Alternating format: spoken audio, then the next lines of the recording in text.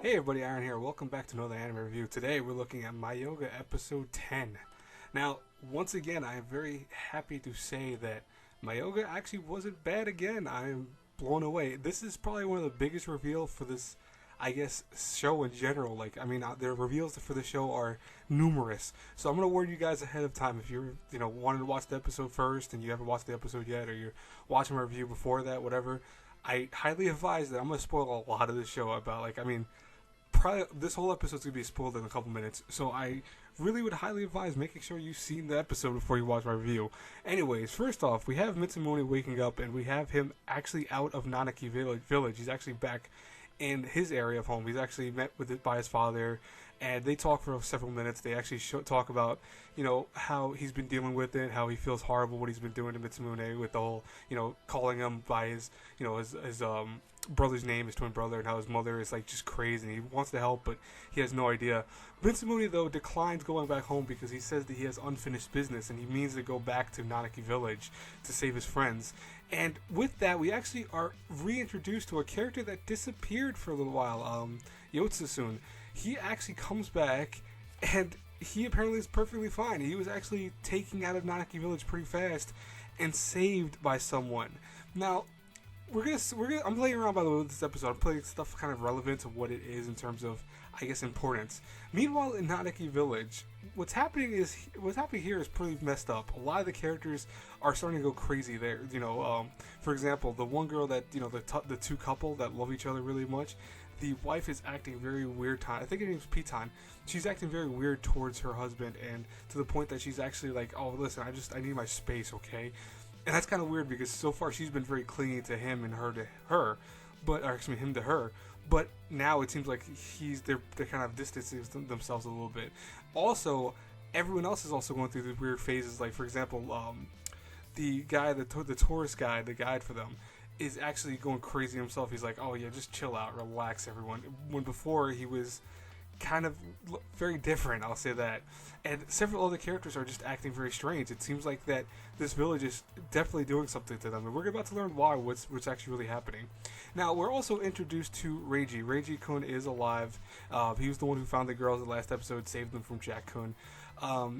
He is living in the village, at the outskirts of the village, and he's perfectly fine, it seems like. He's actually not affected by the village stuff, and we'll get into why that happens in a couple minutes too. But meanwhile, back in the other village, we actually meet what Yotsun called Kami-sama, or, God. He actually meets an old man whose name's Kamikaze, or Kamiyamikaze, or I'm never going to try to pronounce his name. I keep saying Kamikaze, that's messed up. But he should run into the Kami, and I understand now why he does that. I think it's Kamiyama, I think his name actually is. But we learned that he's actually researching for a long time Nanaki Village. He actually went there himself when he was younger, and he actually discovered what Nanaki is, what those creatures are. They're actually called Nanaki, that's what their name is. And what they are is they're embodiments of, like everyone's been figuring out, psychological trauma. So they come out in weird forms, like his form comes out this weird creature thing. But here's the catch. You can actually get out of Nanaki Village once you've conquered the Nanaki inside of you. So that means once you feel like that's not a big fear anymore, you're able to kind of move on from your fear, you're able to leave the village. But we learn that there is some consequences for that. We actually have where he shows that he only discovered the way out of Nanaki Village a few years ago, and he looks that old now. We learn that apparently destroying the Nanaki inside you actually destroys yourself because you're losing part of yourself. So realistically, you're going crazy, and it's gonna have tollment on your actual being. You're gonna start feeling fatigue. You're gonna start losing your mind a little bit. If you leave the village itself, you'll actually face repercussions of aging or stuff like that, and maybe other things. We don't know exactly what it does, but he says that he lost part of his humanity from losing his Nanaki. So you apparently getting rid of the creature that is inside of you is not all that's cracked up to be. It's not the easiest thing in the world. We also learned that the village apparently is changing shape. It's getting worse and worse as time goes on. So most likely that has something to do with how everyone's reacting to it, because apparently not a Nanaki village changes depending on who's there, because several people have gone in the past and gotten out, and they all say the same thing, that it's like different, but it looks slightly altered in different time periods and stuff like that. So this place changes depending on who's there and what's there, and et cetera, et cetera, et cetera. Now, we have Jack-kun and Jack-kun, yeah, that's very weird to put both together, talking to one another, because apparently they have teamed up with a boss of some sort, and lo and behold, who is it? I forgot her name too. Oh, I'm terrible. Why am I so bad at names? I'll put her name up on the screen in like 2 seconds.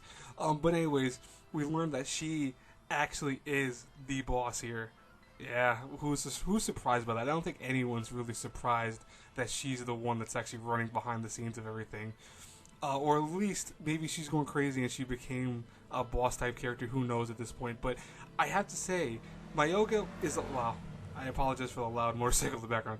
I have to say, Mayoiga is shaping up a little bit better. You know, at least we're getting to the end point here that at least things have been revealed to us. They actually kind of make some sense. They're interesting enough. Is it going to save the show entirely?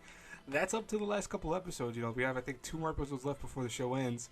And I'm highly thinking that maybe it could shape up to be something okay at least. Not great. I'm not going to show they say the show was great, because, again, we had to deal with like 8 episodes of it being horrendous. And then at least, okay, the last 2 have been good. But it shouldn't have to take that long to get to this point. So, I mean, I'm not going to say that this show is the best thing around. But right now, it's shaping up a lot better than it was before. I think it's got some focus finally. We learned a lot of new stuff in this. We see some new revelations. So I feel that this show is getting a lot better, at least toward the end. Anyways, guys and girls, that's it for my review today. I actually going to go review Kiznight right now, because I want to put that up today. So, you know, because I don't want to release everything tomorrow. I have to release also Big Order and ReZero tomorrow. So I figure I didn't really upload anything that was really watched today. So I might as well review these. Anyways, guys and girls, I hope you enjoy this. Share the video, like, comment, subscribe, the whole thing. And I'll talk to you all later. Have a good night. Bye-bye.